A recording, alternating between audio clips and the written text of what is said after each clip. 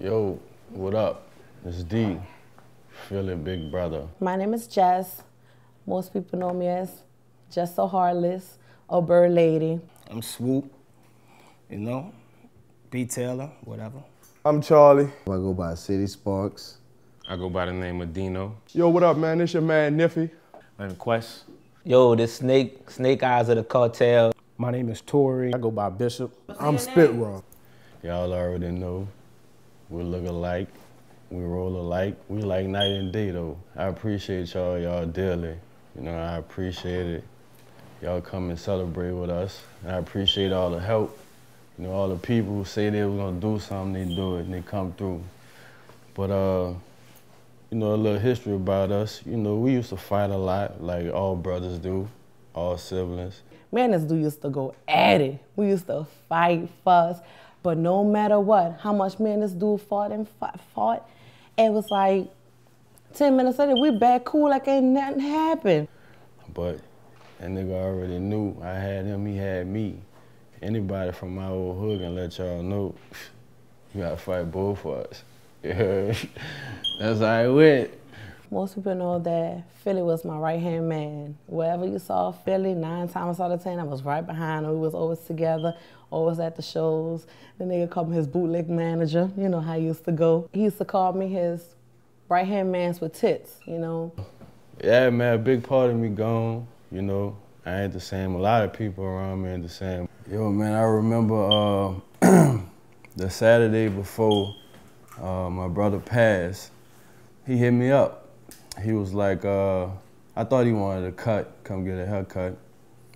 But he had hit me up. He was on some shit like, you know, he just wanted to kick it, just chill with me. So I was like, all right, cool. We rolled up something, took a ride, smoked, listened to some music. We got some tacos, you know, and like, he never did shit like that. And that shit just had me, I was in a daze because that shit just showed me like, you know, he was doing shit that I should have been doing. Like I got some big shoes to fill. That shit hit everybody hard. Everybody, every single person that I deal with on a day-to-day basis, it hit every last one of them hard. When I heard the news, I ain't even gonna lie, it killed me. Like, a part of me died with that, you know? But that's all I could do is just live like he's still here. That's my brother forever, you know? Ain't nothing gonna change that. And this nigga B just like, man, you know, he gone. I'm like, man, get off my line. I couldn't deal with it. Went to his house. I had to see his face. Didn't believe him. Dude, done. My dude on the porch, like, he was just ready to just give up. It really hurt me because somebody of that stature shouldn't have to go through the way he died. Like, it's almost like I felt like he was punished in a way. But why was he punished when he was that great of a person? When he passed away, honestly, I feel like half of me died. And to this day, it's like certain things you just can't get back from, you know what I'm saying? And no matter how much you tried and how many things you try to do, it'll never be the same, for the simple fact that it's like when you have a chemistry with a person, you know what I'm saying? You just, it's always there, you know? We done ran with it since middle school, you know what I'm saying? I mean, we came from the Lights Out crew. We done, you know, switched it up, ground zero, switched it up. We started repping that Mile High shit. It's like from the first time that we actually met in person, it was like, it just clicked from day one. We done, you know, sat up there and got in the car and just sat down and ran our whole life. And when you sit there and plan out your whole life with somebody, man, I mean, and for them to not just be here to embrace all your success with you, you know, it kind of humble you and make you appreciate life so much more, you know? And like all these dudes that's around me, these my dudes, you know? And I'm gonna let them know that, you know, if you ever need anything, I'm here, because I already know that's how I feel was. You feel me? I mean, I've been fucking with Philly for about, man, same time as B, middle school, 6th, 7th grade. That's my dude, man. I done worked with him, I done lived with him, I done sat in whips with him, hours blowing, talking about life, just real shit. Known Philly since probably about 1998. That was my dog. Met him through my little brother, and Ever since then, we've been kicking it. You know, later on, it grew to be like, you know, become brothers. The nigga was an inspiration as a father, as a man, as a being. The nigga went for what he wanted. Work ethic insane. Philly Beamin was my brother, best friend, classmate, roommate, bandmate. I met him through Swoop about 5 years ago, 6 years ago. And basically, we just always shared the same energy. Everything that I'm gonna say about his music is the same thing that everybody else is gonna say. And we all can agree on all of that, but outside of music, the dude was a humble person. He was an incredibly dope person. Like, he was very selfless. I remember so many different stories. I mean, like, I remember us barbecuing at the apartment and shit, and like, we only had like $15 a piece. Like, everybody, we going in, we gonna grab some food, grab this, grab that, and we gonna sit there and barbecue, and then we gonna jump in the pool. Like, we was cooling. Like, I mean, all the stories that I have, like, they don't even have nothing to do with music. Like, it's all about being a family, and that was my brother. Man, I remember one time we was, after paying all the bills, as many people know, we was roommates, but before that, like I said, we was best friends. But I remember we paid all the bills, and it was like a Thursday right before payday. Paycheck ain't hit the accounts yet, nothing. Man, me and this dude said, man, let's go take a ride. We had $5 put together. He had like $1.50, and I had some change in the cup. We went to the store and grabbed a large Heineken, like the big Heinekens, whatever, and one Black and Mild. We had no more money for nothing else. But it's like, even through all of that and everything that was going on, it's like, you'll never know. Like, we could leave out, we could be hard up, and it didn't matter. We was out there like, we got this, you know what I'm saying? And I mean, I could just like recall days when we ain't had no money. We like, man, we about to go to the casino and try to get rich real quick. We on our last 100, you feel me? We about to go to the casino and get rich. We lose 50 of them shits, but that next 50, we going back with it, you heard me? We gonna make something happen. That was the game plan. That was just our life, you know? And I mean, right now I'm approaching 30, man, and I've been knowing this dude since I was 12, you know? And that's a whole lot of history. It's too much to just sit there and go through, but it's so much I won't say. So little time, you know? Like, after he passed away, I asked everybody to give me a quote or give me something that I can put in the magazine that y'all wanted to say about Philly. And I remember D hit me back and he said, my brother never changed up. If he loved you, he loved you. And he went to the end of the world for you. And when he first started rapping, that was a trip, man. We set him down, gave him a pad, he went in the booth, and he must have stood in that booth for about an hour just trying to pin something, man, but he got it, though. He always liked the music, so when we introduced him to it, like, it was like, he knew what he wanted to do. Like, that's all he wanted to do. Like, nigga, you don't do nothing, you want to rap? Like, everybody kind of backed off, he still stuck with it, you know what I mean? That's like, that was like really amazing when you look back at it, and it's crazy that I gotta look back at it like that. I want to say about 2003, that's when we started Lights Out, and that's when his musical journey kind of took off. So, I mean, he took to it like, you know, a duck to water. It's like he was born for it. He was like meant for it. And it's crazy like that I gotta say it and talk about it like this, because I wish I could have told him, because like, I really looked up to him, you know? And it's like, he was the man. Like, I admired him a lot, you know? That's why I say we was like brothers. So, you know, that Lights Out thing came, and like I said, we put him in the booth, and from right there, it's like, it was magic, you know? After a while, I introduced him to producing, got on Fruity Loops, and man, he took it to another level. And when I saw that, it was like, it was inspirational. Like, he was one guy that just like never let me quit. And he was like, you know, one of my strongest driving forces behind me. And like the last conversation we really like had like heart to heart, you know, like discussing business and everything. It's like, he was telling me it's the only thing I ever been consistent in. And I was like, you know, you're right. Man, he was just so about helping you. It was just crazy, because he'll take his own work ethic and pick you up and pick up your work ethic and made you want it to do better. And that was the thing, like with Philly, it was just, it was more than music when you was around him. I met Phil, I want to say a couple years ago, almost 3 years ago at UPS, and he was one of them guys at work who didn't make a lot of noise, you know. You didn't know he was even in the building. He was just so laid back. I used to always tell Phil that he rapped with an old soul, you know. And from the first lyric he spit, he was like, yo, find me on the road, less traveled, seeing it on the scenic, jotting it all down. I only preach what I believe in. With the soul of Marvin Gaye. And I'm listening to him, I'm like, man, this dude is a different type of dude. The first time I met Philly at Sound Clash, he put his CD in the deck. He looked at his CD cover with his beats written in the inside, and he was like, you can see him plotting. So when he pressed that play button, I mean, it's everybody in the audience, all they could do was just be in awe. And like, you just get this face, like this prune face when you hit a beat. Like, just make your neck snap, the swing of the drums, to the snare, to the hi-hats, to the way that he chopped his samples specifically so far as perfectly to the beat. And it was never, ever off, like completely. Like the way he formatted everything he did. And he sat there and he won every month, back to back to back. And you already knew, but when Philly came on stage, like, look, you know you definitely was gonna lose, period.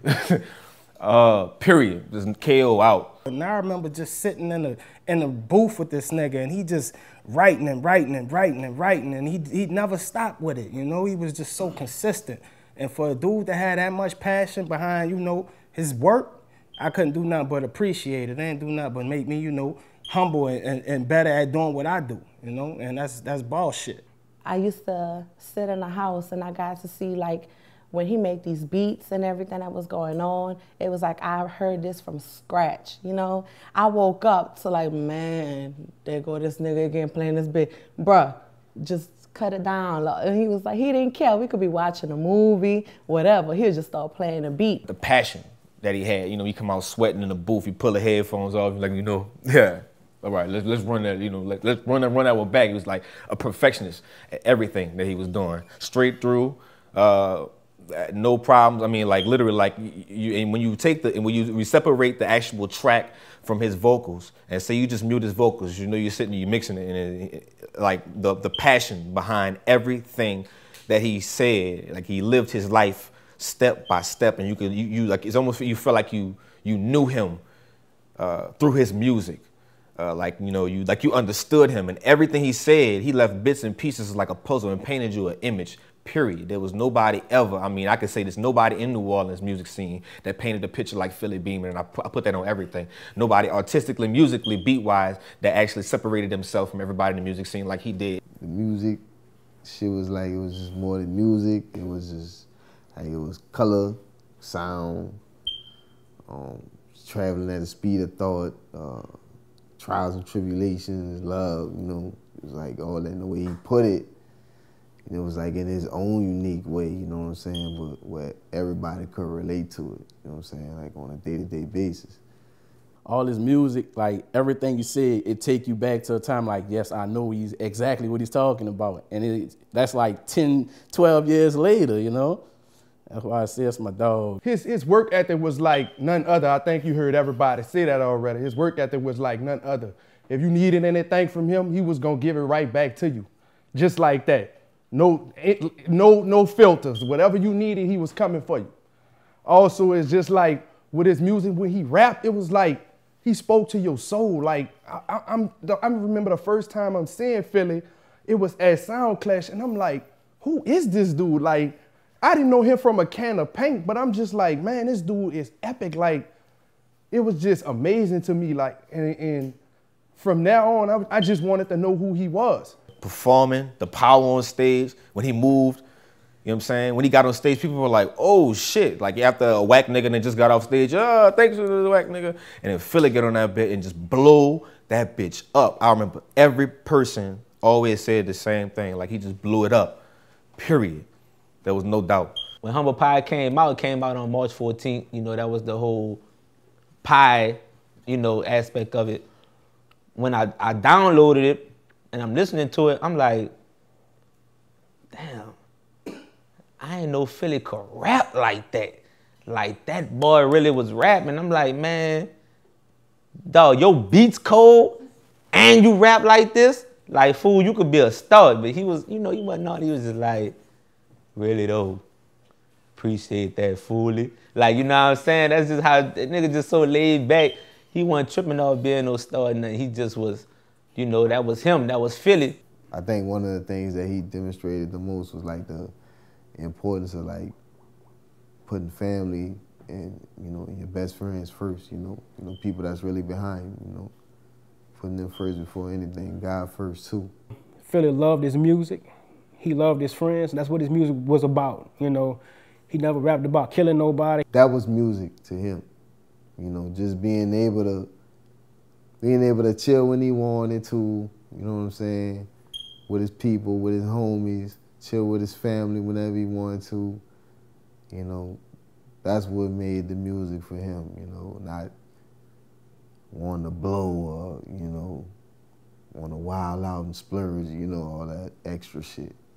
You know what I'm saying? Just being a real down nigga. That's what the music was to him. That dude there, like, I could just tell you stories and stories, but I'd be sitting here talking forever, you know? I mean, it's so many years behind, you know, our life, and everything that he rapped, everything that's in his lyrics, he lived it.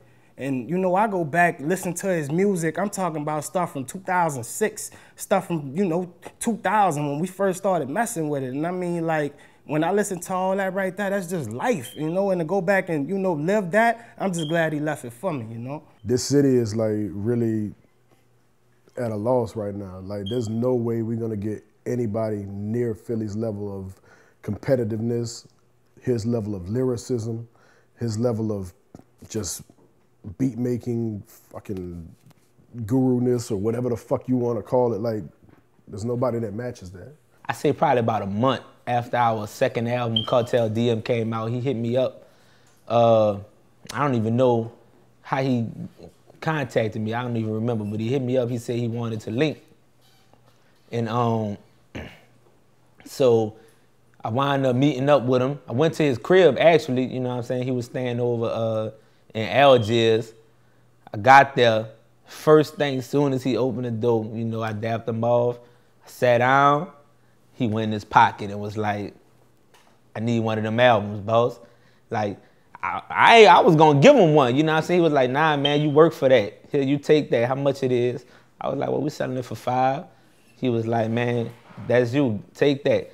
Before we even ever got down to business, you know what I'm saying? He bought the album first and foremost. That's how I was like, man, this dude, he a real stand-up dude, you know? We was working on a tape at the time called Squares. And I told him, you know, we was looking for some beats. So we sat there probably for about 2 or 3 hours, just going over beats. And at the end of it, I wound up picking 8 beats.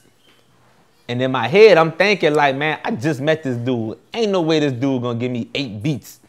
Man, that dude put all 8 beats on the CD, and then he was telling me about, you know, the Mile High thing that he was doing. He put 7 songs by his partner, City Sparks, on the end of the beat CDs. He was like, man, check out these beats, then check out, you know, my homie Sparks. And for him to do that, I was like, man, you know, that he a real team player, you know, like, most people ain't gonna do that, you know what I'm saying? They looking out for self. You already networking, but for you to try to even network your man, because that's your crew, I felt like, you know what I'm saying, that was a loyal dude. For him not to be here with me, in a sense, he's still here, because, I mean, his spirit lived forever.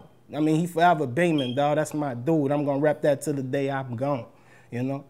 But for him, you know, not to be here with me, it just felt like, you know, part of me missing. But I can't do nothing but know that he up there, you know? He looking down on a nigga, and, you know, he keeping it real, keeping it 100. That's all we ever did. When he was right, he was right. When he was wrong, he was wrong. And I ain't do nothing but tell him that. Keep it solid with him. Let him know, dog, fix that, fix this. Let's make it happen. I'm gonna miss him, you know, but we gonna continue on. You know, everybody, you know, like Swoop, you know, like Charles, you know, all the niggas was in that era, so they know what's up. I still ain't okay with it, you know. Let that dude, I don't know what to say or what's gonna make this, you know, any better for me, but at the end of the day, like B said earlier, if If you got something, go for it. If you want it, do it. You know, life short. And death don't got no time on when you're gonna take it or when forever ends for you. It just is. So just go for it, get it. The only thing we can do is just keep doing music and keep his name out there and keep his name alive, because at the end of the day, that's all he wanted to do was music. That's the only thing that he wanted to do. He here. I mean, even so far as the other, like even yesterday, you know, this may be out of story, and I think everybody got stories like this. I'm downstairs and I had just finished making a beat, and the beat's got an arpeggio, so I'm in my bed, and all of a sudden you hear it. Now, mind you, this arpeggio is off. The keyboard is not on. It's not working. The program is closed, like so far as on a PC. And you hear it, and I go back upstairs, and me and my girl are really like, you know, what the fuck is going on? Like and you just feel it, like, you know, like you feel that, like you feel like that's him up there, like still creating. Like you feel like this, you know, you feel like he there. It's so much that I could say. It's so many stories that I could relate to and just say, but we'll be here all night. But at the end of the day, man, he will always be in our hearts. You know, he lived through the music. I listen to his music. I mean, I can't even lie. I come home and I just look on the couch and be waiting for my homie to be like, what up, buddy? But it's like, it's not coming. It's not there. And it's something that I never told anybody, but I feel like I failed my best friend, because I always said, I got you. No matter what, my nigga, I got you. And the day that he passed away, I was in New Jersey. And I feel like for the first time ever in my life, I failed him. Like I wasn't there like I was supposed to be. We had so many fucking stories, fucking from trolley stop to tipping point to Felipe's to just the apartment. Like, we had real good times, bro. Like, serious shit. I love you, bro. I can't even really say nothing else. This was for you, dog. Rest in peace, Phil. I'ma love you. All your friends love you. He was really a real friend. Like, I really appreciated him, and I love you, big brother. Answers, got it tatted. That's for life. Money trade for life, he repped it. So it's for life until death. We miss you, bro. Love you always. You know, all in all, it helped me appreciate people better, appreciate life. You know, today or tomorrow, you never know. But, you know, I love everybody. I love y'all for coming out and supporting. I love all the artists. You know, we all grew like family. Like, y'all my brothers now. You already know. So, it's all good, man. I appreciate y'all. West Bank, West Side all day. Rest in peace, Philly. Forever beaming answers.